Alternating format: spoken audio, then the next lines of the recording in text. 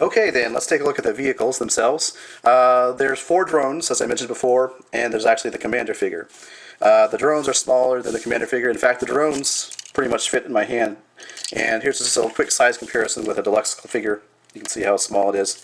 But it does have a lot of detail. We'll start with the armored personnel carrier. So it's got detail, nice molding detail.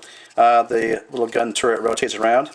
And each of the vehicles have a Minicon port on them. So you remember Chopster from my last review, you can actually place them on top here, much like I did with on top of Smolder, but you can see here it can fit on there if you want. So that option is available to you. So really nice detail. You can see the treads and everything like that. Decepticon logo on the hood there. Moving on to the armored car is what they call it. The missile rack does rotate. And you've got the silver Decepticon logo on the hood. Once again, you got the Minicon port. And here is the missile carrier drone. And you can see it's really nicely colored. It's got black, silver, and oddly enough, kind of a light pale green color here and here. But it's alright, it works. I like the silver, especially in the missiles, and the Decepticon logo there. Then you've got this vehicle here, which is the armored tank. Or I guess they call this the tank. You can see this rotates around like that. And let's see, go back in here. You don't really have any articulation with the missile carrier. So, Bombshock. Bombshock is a very, very reminiscent of Generation 1 Onslaught in alt mode, as you can see here. Long vehicle with guns. Really reminds me, of course, and is purposely built that way to evoke memories of Generation 1 Onslaught. So this is Bombshock, and you can see here it's a decent vehicle mode, although I don't really like the back here because you got the combiner peg sticking out, and you got this gap here, and you can kind of see the robot parts here. But let's go ahead and transform Bombshock here. So first thing I'm going to do, start with the legs, take the side panel here, fold it back, same thing on the side. Lift this gun turret up and out of the way. Take this piece here, lift it up, and rotate around.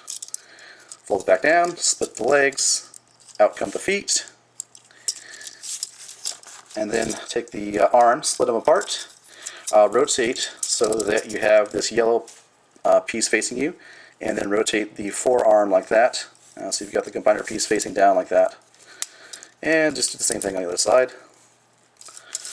And rotate the turret around, and that allows you to bring the gun up over his shoulders, like that, as you can see.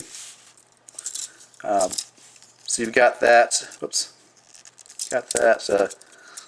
posability there, or you can just keep him up like this, which is definitely like Onslaught, Generation 1 Onslaught. So, robot mode.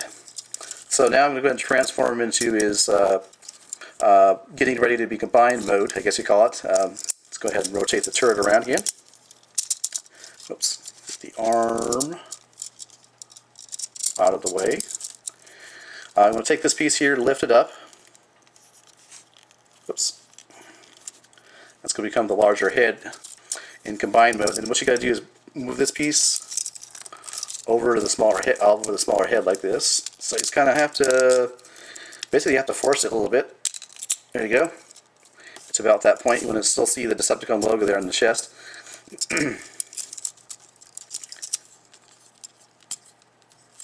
And then just take the head and rotate it around, of course. Now for the arms, a little tricky. You got to get the arms out to about like this. Rotate so you can see the tires are facing you, like that.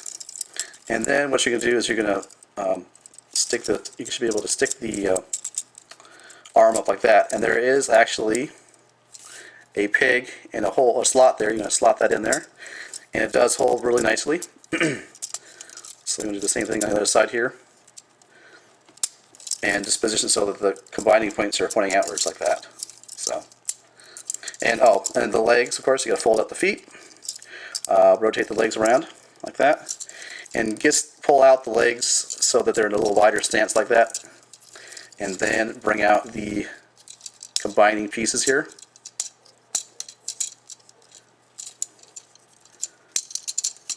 Okay, so for the combining part, I'm just going to show you really up close how this works. It's kind of fascinating. I like the gimmick.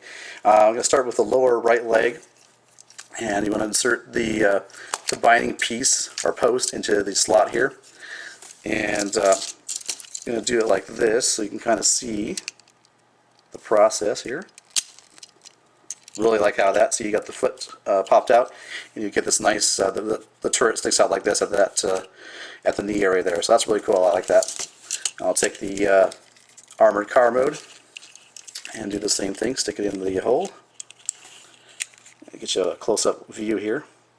You can see how it's. There we go. You can see here, nice detail here. This actually folds out and is not present in alt mode, but you can see there's a little, looks like a machine gun or a Gatling gun type of thing there. You can see. So really cool there. And moving on up, I'm going to take the missile carrier. And this is loose, so even when you're just playing around with it in its drone mode, it's pretty loose. I don't know if that's by design or not, but anyways, you peg it in here, and out comes the arm. And do the same thing with this piece. So you're going to take it like this and plug it in.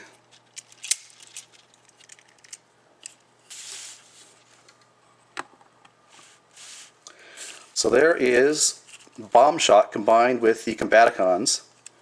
See if I can get him to stand here. Oh, the other thing you want to do, you can maneuver the guns here. You can have them over the shoulder, kind of like that. Oops. Yeah, over the shoulder, like that. Or you can go more for a Generation 1 look and have them like that. So really nice. There's a lot of I like the mechanism. You can see here a close-up shot of how how much detail there is in the joints here. Some more detail over here, the molding. Nice silver paint application in the thigh area. I mentioned about the gun popping out there, and the little Gatling gun type of thing there. Looks pretty cool. Here is the view from the back. It's alright, looks a little bit iffy right there. And size comparison time. So I know I have a lot of Gundam viewers, so I had to throw this size comparison in. Here is the 00 Gundam, 1/100, non-grade, or standard grade, whatever. But you can see very comparable in height. Measured off camera, and Bombshock with Combaticons in the combined form stands 7 inches tall. And next up is one of the more cool size comparisons that I thought of. It's kind of an obvious one, I guess, but Generation 1 Bruticus.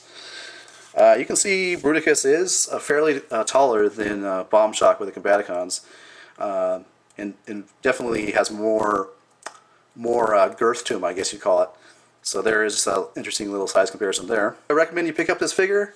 I would say yes, and the reason I say yes is because I know some people might think, well, what about the fact that the drones don't have robot modes, that they only have alt modes and their limb modes to combine with Bombshock? It doesn't really bother me so much. I mean, due to the size of these drones, I think it would be next to impossible to engineer both alt modes and robot modes, and then also have them combine into into the limbs for the combined mode. However, when I think about the case of Supreme Class Devastator, that's when I really get picky and I say, Hasbro, why couldn't you engineer something and include robot modes for the Supreme Class Devastator vehicle set? To me, in that case, there's no excuse not to have robot modes, especially considering they slapped on a $100 retail price tag onto that Supreme Class Devastator figure. But in this case, Power Core Combiner Bombshock with Combaticons, I really don't mind not having robot modes. For $20, is actually priced a little lower than the Revenge of the Fallen Bruticus Maximus, which does have vehicle and robot modes and combines at the same time. So for a little lower price tag, I guess I'm willing to sacrifice robot mode.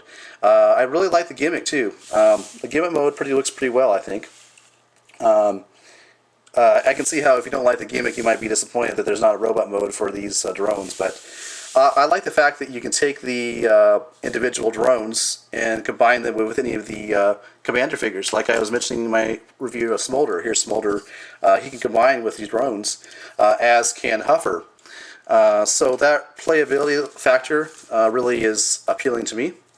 That you can mix and match those, and plus you can actually throw on the minicons as well. So I say I recommend it for $20. I think it's worth the price of admission for sure.